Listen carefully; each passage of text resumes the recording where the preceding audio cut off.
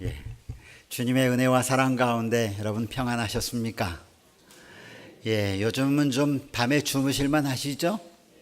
예, 아침 저녁으로 아주 선선해서 우리 대한민국이 참 살기 좋은 계절이 되었습니다. 이 귀한 은혜의 계절 시간에 하나님의 크신 은혜가 우리 여러분들에게 풍성히 임하시기를 간절히 바랍니다. 특별히 하나님께서 귀한 안식일을 우리에게 허락해 주셨습니다. 이 안식일의 귀한 복이 여러분의 마음 가운데 참 평안과 쉼을 주시는 그런 하나님의 은혜가 되기를 간절히 바랍니다. 우리는 하나님의 귀한 백성임을 늘 기억합시다. 하나님께서 선택해 주신 백성임을 마음 가운데 꼭 기억하시고 되뇌시기 바랍니다. 사도 바울은 우리의 시민권은 하늘에 있는지라. 좀 따라하십시오. 우리의 시민권은 더 크게요. 우리의 시민권은 하늘에 있는지라. 예, 사도 바울은 그렇게 약속하고 간증했습니다. 그는 자기가 하늘에 속한 백성임을 늘 주장하며 사는 사람이었습니다. 그래서 그의 삶은 늘 감사와 행복이 넘치는 삶이었죠. 그러므로 여러분, 오늘 이 귀한 안식일, 우리의 주인 되신 우리 하나님께서 구별해 놓으신 이날, 거룩한 주의 안식의 기쁨 가운데, 그리고 그 안식의 평안 가운데 함께 참여하는 모든 성도들 되기를 간절히 바랍니다. 제가 9월 달부터 시작해서 하나 결심한 것이 있습니다. 매 안식일마다 칭찬을 하나씩 좀 해야 되겠다. 예, 궁금하시죠? 오늘 첫 안식일에 뭘 칭찬할지. 뭐가 좀 칭찬이 되면 좋겠습니까? 예?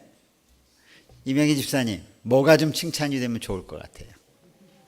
예? 예. 여러분, 보이지 않는 시간에 여러분은 아무도 없는 곳에서 와서 교회를 위해서 봉사하시는 분이 계십니다. 물론 여러분들이 그렇게 하시죠. 여러분이 눈에 보이지 않을 때 와서 주변에 청소하시는 분들도 많고, 또 보이지 않을 때 지붕을 와서 한번 만지시는 분도 있고, 그런 분들이 계십니다. 근데 매주 금요일마다 정한 시간에 교회 오시는 분이 계십니다.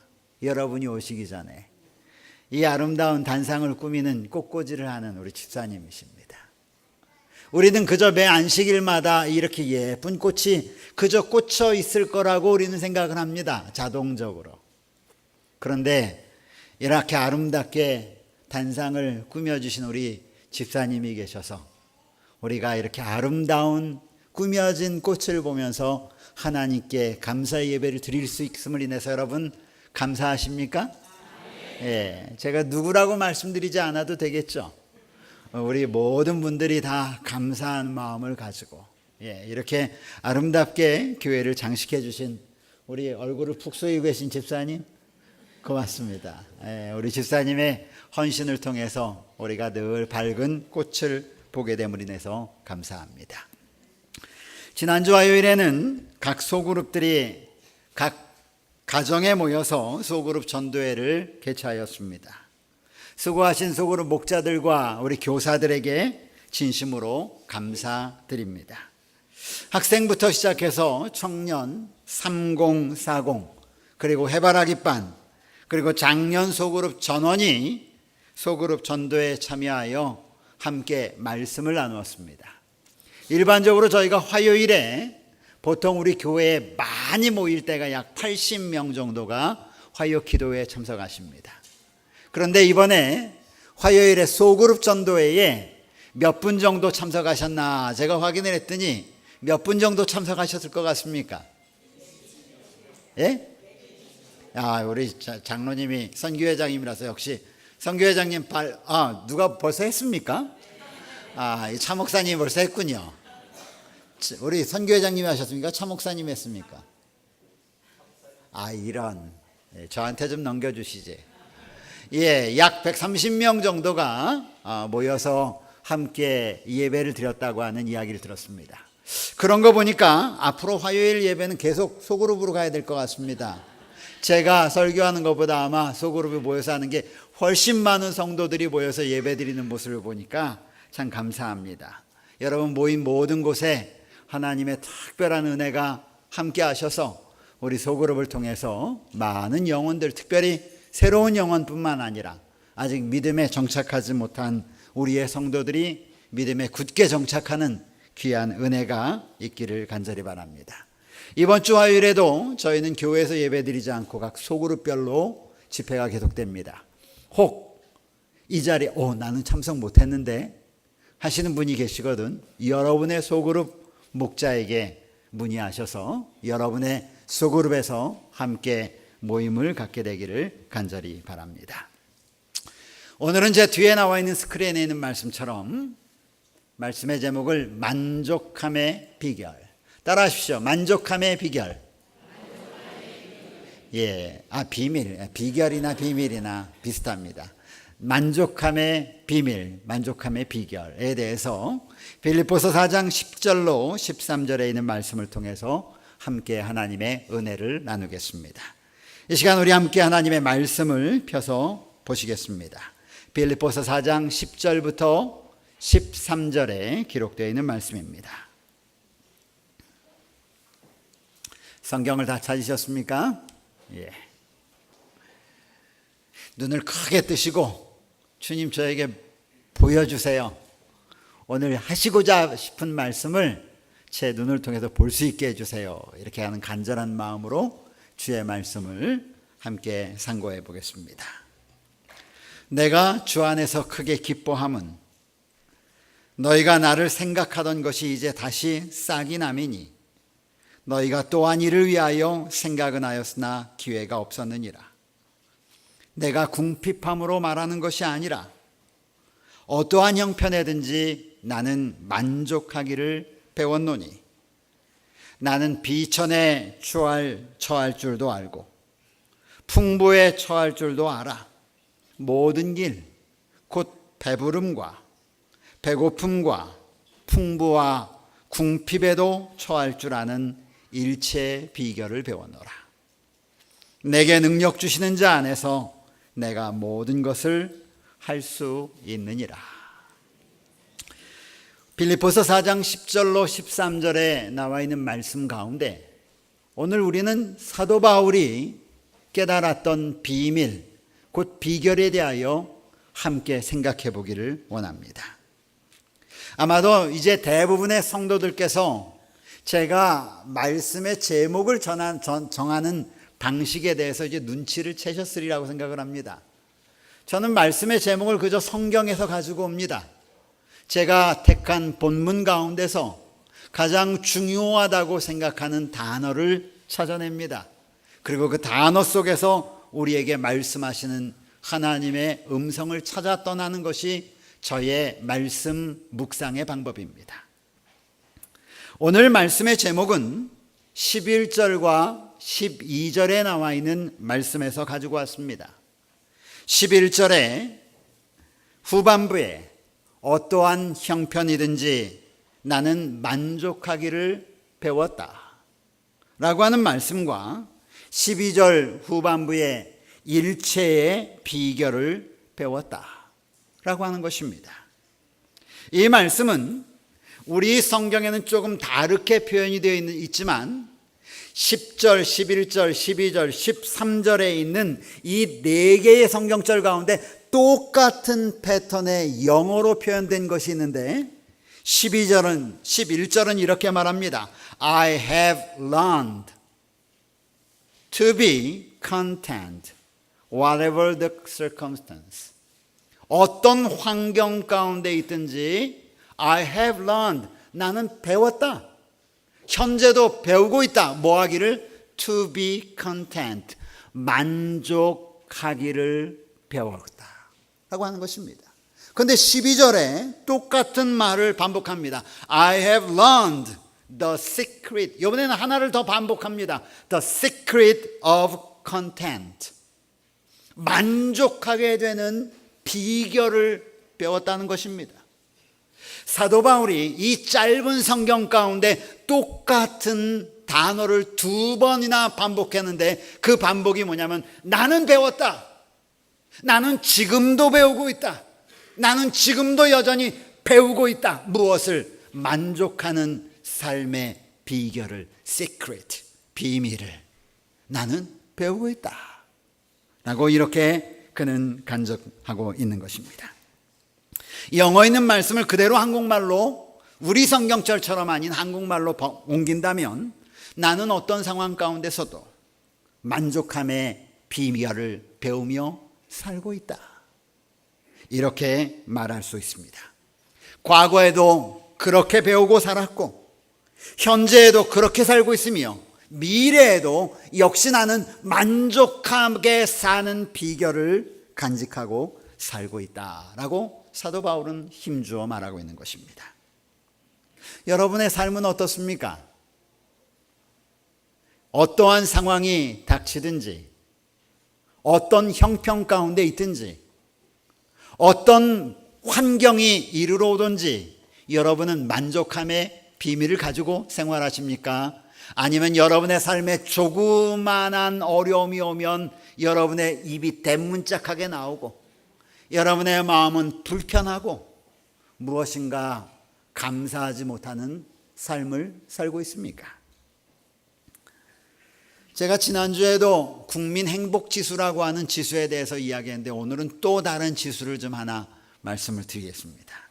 한국보건사회연구원에서 2016년도 보건복지정책 수요 조사 및 분석한 연구 보고서를 발표한 적이 있습니다.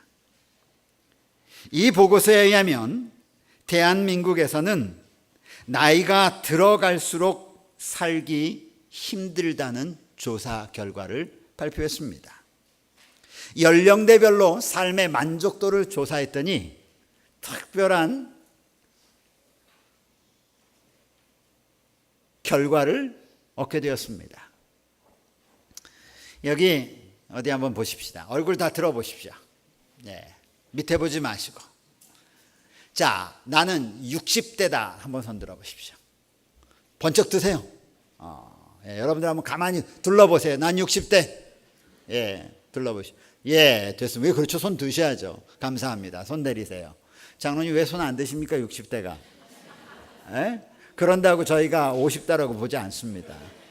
자, 나는 50대다. 손 들어보십시오. 예. 자, 다시요. 번쩍 드세요. 이번엔 좀 더 높게. 나는 50대와 나는 60대다. 손 드세요. 50대와 60대. 60대도 손 들고 50대도 손 들고. 예, 여러분 쭉 한번 보십시오. 예. 이 좋은 게 아닙니다. 손 내리세요. 당신은 당신의 삶에 만족합니까? 라고 하는 질문에 50대와 60대가 대한민국에서 가장 불행한 세대다라고 이렇게 답이 나왔습니다. 전체 응답자 수 중에 약 60%, 59.4%가 만족하지 않습니다. 불만족스럽습니다. 20대가 가장 높은 수치를 보여줬습니다. 그 다음이 30대였고, 그 다음이 40대였고, 그 다음이 70대였습니다. 그런데 왜 50대와 60대의 만족 수치가 이렇게 떨어졌을까? 우리 교회에 출석하고 있는 성도들의 연령 비율을 이렇게 파악을 해보면 우리 교회 성도들 가운데 가장 많은 연령층을 가지고 있는 연령 세대가 60대입니다. 그 다음 연령층이 70대, 그 다음 연령층이 50대입니다. 그런데 60대와 50대를 더합해보면 약 35%, 어린이와 청소년을 빼고 나면 약 50%가 50대와 60대의 연령층입니다. 그런데 이 연령층이 삶의 만족도에 있어서는 가장 만족하지 못하는 삶을 살고 있다. 근데 왜 만족하지 못합니까? 이유가 무엇입니까? 가장 큰 염려는 무엇입니까? 라고 질문했더니 제 1번이 건강이다 라고 대답을 했고, 그 다음에 나온 대답이 노후 생활 준비가 전혀 되어 있지 않다. 세 번째는 아직도 우리 자녀들에 대한 염려가 있다. 네 번째는 주거에 대한 염려가 있고, 다섯 번째는 부채가 아직도 많이 남아있다. 6번째는 우리의 부모님을 여전히 부양해야 되는 그런 위치에 있다. 등이 뒤를 이어서 쭉쭉쭉쭉 나와 있습니다. 여러분 어떻습니까? 이 얘기를 들어보니까 자꾸 어깨가 이렇게 축 내려가고, 이 조사의 결과가 남의 얘기가 아니라 내 얘기처럼 느껴지십니까? 그런데요, 오늘 사도 바울은 우리에게 역설적으로 말합니다. 근심과 걱정에 대한 문제에 대해서 그는 말하기를 나는 만족함의 비결을 가지고 있다. 궁금하지 않으십니까? 저는 궁금했습니다. 사도 바울이 간직하고 있던 만족함의 비결, 자족의 비밀, 이것이 과연 무엇일까 궁금했습니다. 사실 바울의 상황을 우리는 여러 시간 동안 함께 살펴보았습니다. 바울이 어떤 상황 가운데 있는지, 바울의 삶이 어떤지, 바울의 건강이 어떤지 우리는 너무나 잘 알고 있습니다. 그의 삶을 바라볼 때 사도 바울이 진짜 만족함의 비결을 가지고 있을 만한 컨디션, situation, circumstance, 상황인가? 정말 사도 바울이 지금 직면하고 있는 모습이 그가 간증한 것처럼 만족하고 기뻐하고 즐거워할 수 있을 만한 그런 상황이었는가 질문합니다. 전혀 그렇지 않음을 우리는 압니다. 그는 우리보다 더 무거운 건강의 염려를 양어깨에 쥐고 있던 사람입니다. 그는 우리보다 더 무거운 자신의 미래에 대하여 불확실 가운데 있는 사람이었습니다. 바울의 건강은 어떠한 상황이었습니까? 그의 경제 상황은 어떠했습니까? 빌립보 교인들이 돕지 않으면, 성도들이 돕지 않으면 단 하루도 살아갈 수 없는 상황에 놓여 있는 사람입니다. 그는 현재 자유스러운 상황이었습니까? 그는 자기 마음대로 자기가 원하는 것을 마음대로 할 수 있는 그런 상황이었습니까? 아니었죠. 그는 자신의 미래의 삶을 위해 철저하게 미래 노후 대책을 위하여 준비하는 사람이었습니까? 아니었습니다. 그는 외적으로 보기에 해결된 것이 아무것도 없는, 정말 우리가 흔히 말하는 대책 없는 상황과 대책 없는 사람처럼 보입니다. 그렇지 않습니까? 그런데 그런 사도 바울이 오늘 말씀을 통해 우리에게 말씀하기를, 그는 뭐라고 얘기하냐면 나는 나의 삶의 만족함을 가지고 살아가고 있다고 그는 감히 간증하고 증언합니다. 그렇다면 여러분, 사도 바울이 그렇게 만족하고 그렇게 감사하며 그런 비결을 가지고 살아간다고 동일한 성경 패러그랩에 2번씩이나 이야기한 그 만족함의 비결은 과연 어디서 오는 것입니까? 우리는 지난 시간 여러 시간을 통해서 빌립보서를 1장부터 차근차근히 살펴보았습니다. 사도 바울이 처한 상황도 알고 그가 가지고 있는 생각도 말씀을 통해 살펴보고 감동을 받았습니다. 저는 오늘 사도 바울이 이 말씀을 통하여 I have learned, 나는 배웠어. 무엇하기를? To be content, 만족하는 것을 배웠어. I have learned, 나는 배웠어. 무엇을? To secret of content, 만족하게 살아가는 비결을 나는 배웠어 라고 이렇게 말하는 말씀을 여러 번 되새겨보면서 읽었습니다. 그러면서 이 말씀을 묵상하는 가운데 하나님, 저도 사도 바울처럼 자족하는 마음, 만족하며 살아가는 비결을 알고 싶습니다. 하나님, 그런 사람이 좀 됐으면 좋겠습니다. 내 상황이 힘들고 어려워도 사도 바울처럼 감사하며 생활하는 그런 그리스도인이 되고 싶습니다. 내 환경에 문제가 가득하더라도 그 문제 때문에 힘들어하고 어려워하기보다는 그 무엇인가 보이지 않는 것을 바라보면서 기뻐하고 감사하는 그리스도인이 되고 싶습니다. 여러분도 그러십니까? 여러분, 우리가 많은 세월을 글쎄 살아오신 분도 계시고 앞으로 살아갈 우리 친구들도 많습니다. 그런데 우리 오랜 연륜을 살아오신 우리 여러 어르신들, 감히 제가 묻기에 여러분이 염려함으로 여러분의 문제를 해결한 적이 몇 번이나 되십니까? 이 땅의 모든 문제는 하나님의 계획하심 가운데 이루어져 감을 우리 모두 간증합니다. 저는 이 사도 바울의 삶을 뒤돌아보았습니다. 그리고 빌립보서에 나오는 사도 바울의 사상이 담겨져 있는 글들을 다시 1장부터 다시 묵상하면서 살펴보기 시작했습니다. 여러분의 성경을 여십시오. 이제 제가 불러드리는 성경절을 찾아보십시오. 빌립보서 1장 6절, 빌립보서만 열으시면 됩니다. 사도 바울의 생각 속에 가지고 있던 그의 사상을, 그의 마음을 움직이게 했던 그의 핵심은 무엇이었는가? 1장 6절 다 같이 읽겠습니다. 너희 안에서 시작.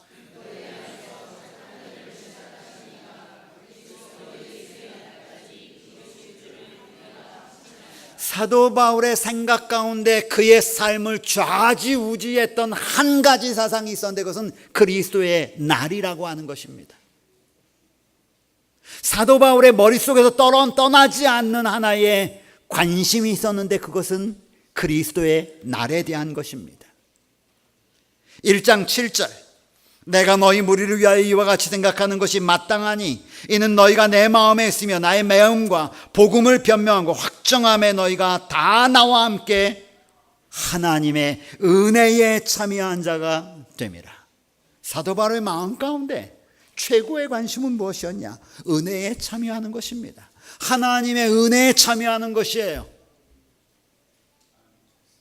10절 너희로 지극히 선한 것을 분별하여 또 진실하여 허물이 없이 어느 날까지 이루고 그리스도의 날까지 이르기를 원한다. 여러분, 사도 바울이 관심 기울여 보여지는 그의 사상의 핵심이 무엇인지 보이십니까? 그의 최대의 관심이 무엇인지 보이십니까? 그리스도의 날과 그 은혜에 참여하는 것입니다. 8절 지금 10절 했습니까? 18절 그러면 무엇이냐? 거칠애로 하나 참으로 하나 무슨 방도로 하든지 전파되는 것은 그리스도이니 이로써 나는 기뻐하고 또한 기뻐하노라. 여러분, 이 얘기 무슨 얘기인지 아시잖아요. 사도 바울이 감옥에 갇혔어요. 그리고 어려움을 당할 것 같습니다. 갇힌 이유가 뭐냐니까 그리스도를 전한다는 이유예요. 아하, 반대, 사도 바울을 반대하는 사람들이 옳거니 사도 바울을 더 어렵게 하려면 우리가 전도를 더 열심히 하자. 그러면 로마라고 하는 나라가 전도를 못하게 하려고 사도 바울을 집어넣는데 전도를 더 많이 하면 사도 바울이 어려움을 당하겠구나. 그래서 전도를 막 하는 거예요, 원수들이. 그때 사도 바울이 한 얘기예요. 야, 거칠애로 하나 무슨 방법으로 하나 나를 지금 어렵게 하려고 전도하든지 어떻게든지 나는 상관없어. 왜? 그것 때문에 전파되는 것은 누구니? 그리스도. 그의 최대 관심은요, 나의 형편의 어떠함이 아니라 그리스도에게 맞춰져 있음을 우리는 봅니다. 자, 2장으로 넘어갑니다. 2장 13절 어느 분 한번 읽어보세요. 2장 13절 큰 소리로. 너희 안에서 행하시는 이는 하나님이시니 자기의 기쁘신 뜻을 위하여 너희에게 소원을 두고 행하게 하시니. 여기 사도 바울의 관심은 또 다른 무엇이라고 하면 너희 안에서 행하시는 분이 하나님이심을 알아라. 여러분, 우리의 삶을 주관하시는 분이 하나님이심을 믿게 되시기를 간절히 바랍니다. 사도 바울의 마음 가운데 너희 안에서 행하시는 분은 하나님이심을 알아라, 이것이. 때때로 우리의 삶이 어려움에 봉착할 때도 있습니다. 때때로 우리의 삶은 왜 다른 사람과 비교해 왜 이렇지라고 생각할 때도 있습니다. 그때마다 여러분, 너희 안에 행하시는 이는 하나님이 시니 라고 하는 이 사도 바울의 간증이 여러분과 저의 간증이 되기를 간절히 바랍니다. 16절입니다. 2장 16절.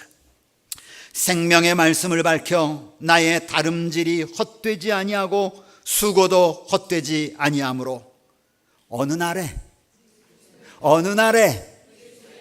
왜 입 딱 닫고 계세요? 어느 날에? 그리스도의 날에. 여러분, 사도 바울의 입속에서 계속 반복되는 것은 그리스도의 날, 그리스도의 날, 그리스도의 날. 그 다음에 그리스도의 날에 그 다음에 보십시오. 내가 자랑할 것이 있게 하려 함이라. 여러분, 이렇게 되기를 원하시면 아멘 하십시오. 예. 사도 바울의 유일한 관심은 무엇이냐면 그의 주변의 환경이 어떻게 변화하느냐가 아니에요. 사도 바울의 유일한 관심사는 그리스도의 날에 하나님 앞에서 그의 삶을 하나님 여기 있습니다 라고 드리기를 원하는 것이 그의 삶의 최고의 목표였습니다. 3장으로 넘어갑니다. 3장 3절. 그러므로 하나님의 성령으로 봉사해라. 그리스도 예수로 자랑하라. 성령으로 봉사하라. 내 육신의 자랑을 위하여 봉사하지 말고, 너의 영광을 위하여 봉사하지 말고, 성령 하나님이 나를 인도하심으로 말미암아 그 인도하심을 따라서 봉사하는 삶을 살라. 여러분, 이런 자의 봉사의 삶에서 나오는 모습은요, 향기입니다. 기쁨이에요. 감사인 것이죠. 오늘도 우리가 이곳에 예배 드릴 때 아마 우리 밑에 지하 식당에서는 여러분들의 점심을 봉사하고 있는 우리 여집사님들이 매 안식일마다 계십니다.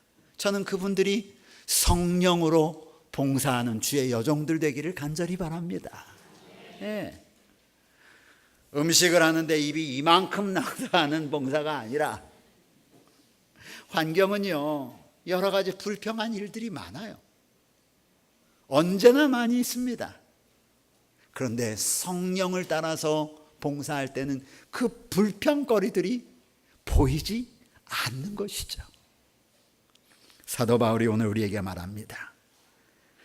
하나님의 성령으로 봉사하고 자랑할 것이 있거든 예수 그리스도 때문이라고 자랑하는 그런 삶. 그게 누구의 삶이냐면 그게 사도 바울 자기의 삶이었어요. 그게 누구의 삶이 되기를 원하냐면 이 편지를 받는 빌립보 교인들의 삶이 되기를 원했어요. 오늘 하나님은 사도 바울의 이 편지를 하나님의 거룩한 성경이라고 하는 말씀으로 구별하면서 오늘 이 편지를 읽는 모든 사람들, 곧 하나님의 백성들에게 이러한 삶이 하나님의 백성의 삶이 되기를 간절히 원하시는 것입니다. 3장 7절입니다. 그래서 그는 간직하기를, 그러나 무엇이든지 내게 유익하는 것을, 그 다음에 나오는 말이 핵심이에요. 내가 그리스도를 위하여 해로 여기는 거예요. 내가 유익한 것을 내가 가지고 있으면은 여러분 기쁜 거 아니에요? 유익한 거는 내가 가지고 있어야 되잖아요. 그런데 사도 바울로 하여금 기쁘게 만든 것은 그리스도를 위하여 그것을 내어 놓는 것입니다. 또한 모든 것을 해로 여김은 내 주 그리스도 예수를 아는 지식이 가장 고상하기 때문이라. 그것 때문에 맨 뒤로 내가 그리스도를 얻고, 그것 때문에 9절에 그 안에서 발견된다. 여러분, 이것이 사도 바울의 끊임없는 머리를, 끊임없는 삶을, 끊임없는 생각들을 움직여 나갔던 그의 사상인 것입니다. 3장 14절. 표대를 향하여 부르신 부름의 상을 위하여 달려가노라.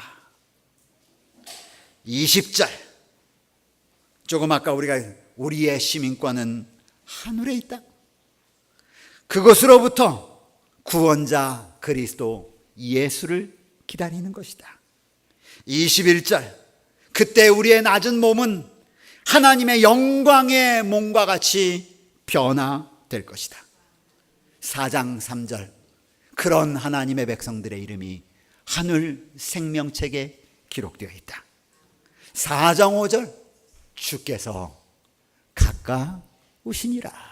아멘. 여러분, 저는 빌립보서 1장부터 시작해서 4장까지 흐르고 있는 사도 바울이 마음 가운데 간직하고 있던, 그를 움직여가는, 그의 삶을 주관해가는, 그의 생각을 고정시키는 사도 바울이 간직하고 있던 말씀 가운데서 그가 만족해하고 그가 자족해하는 비결이 무엇인지를 바라보게 되었습니다. 사도 바울은 비천에 처할 줄도 알았습니다. 비천이 무엇인지도 알아요. 사도 바울은 풍요가 무엇인지도 알았습니다. 그는 배고픔이 무엇인지도 알았고, 그는 배부름이 무엇인지도 알고 있는 사람이었어요. 그런데 12절 후반부에 그는 간증하기를, 나의 삶이 풍족하든지 핍절하든지, 내가 배부르든지 배고프든지 그런 것들은 전혀 문제가 되지 않아. 나는 그런 문제에 대해서 그렇게 휘둘르지 않아. 나는 이 모든 일에 만족해하는 비결을 가지고 있어. 그런데요, 그 비결의 핵심이 무엇이냐면, 그 비결의 핵심은 하나님에 대한 절대적인 신뢰, 그 신뢰였습니다. 믿음이었습니다. 사도 바울의 유일한 관심사는 그리스도의 날이었습니다. 그날에 하나님 앞에 자랑스럽게 서도록 사는 것이 그의 유일한 관심이었습니다. 그의 주변의 환경과 주변의 삶이 아무리 어려워도 그것이 그의 삶에 영향을 미치지 않게 된 것, 이유는 나는 이것이 나의 삶의 목표가 아니야. 나의 삶의 유일한 목표는, 표대를 향하여 달려가는 나의 목표는 그리스도의 날, 그날에 하나님 앞에 나의 자랑을 가지고 하나님 앞에 서는 거야. 아멘입니까? 네. 그러므로 주변의 삶이 그를 불만족하게 하거나 주변의 삶이 그를 실망하게 하거나 하지 않았다는 것이죠. 그는 자신의 시민권이 하늘에 있음을 고백하는 신앙인이었습니다. 그렇기 때문에 이 지상의 모든 것들은 자랑할 것이 없음을 알았습니다. 가장 귀한 것은 하늘 시민으로 살아가는 그리스도를 아는 것, 그리고 그리스도를 얻고 그리스도 안에서 발견되어지는 것이라고 그는 간증합니다. 만족함의 비밀, 자족함의 비결은 곧 하나님에 대한 절대적인 믿음, 곧 하나님의 날, 곧 예수 그리스도의 재림의 날에 대한 절대적인 확신이 그를 이 땅의 모든 것으로부터 자유롭게 했다고 하는 사실을 발견하게 된 것입니다.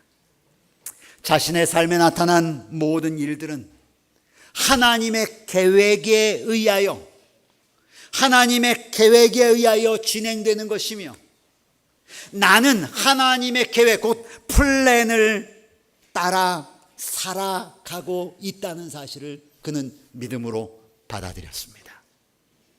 그래서 그가 비록 감옥에 있었어도 그는 감사할 수 있었던 것입니다. 이런 간증, 이런 만족의 비결을 가지고 있는 사도 바울이 이제 최종적으로 간증하기를 이렇게 간증하는 것입니다. 13절입니다. 내게 능력 주시는 자 안에서 내가 모든 것을 할 수 있느니라. 이것은 여러분, 사도 바울이 모든 것을 할 수 있다는 것이 아닙니다. 모든 문제를 해결할 수 있다는 것이 아닙니다. 이 말씀의 핵심은 무엇이냐면, 오케이, 컴온, 누구든지 와라, 어떤 문제든지 와라, 어떤 어려움이라도 와라, 어떤 문제도 와라, 나는 이 문제에 휘둘리지 않아. 나는 그리스도 안에서 설 수 있는 준비가 되었어. 이게 바로 13절의 얘기예요. 내게 능력 주시는 자 안에서 내가 모든 것을 만족하며 살 수 있느니라.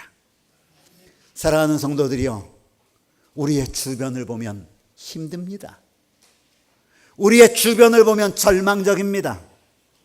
우리의 주변은, 우리의 상황은 시간이 지나면 지날수록 점점 어려워질 것입니다.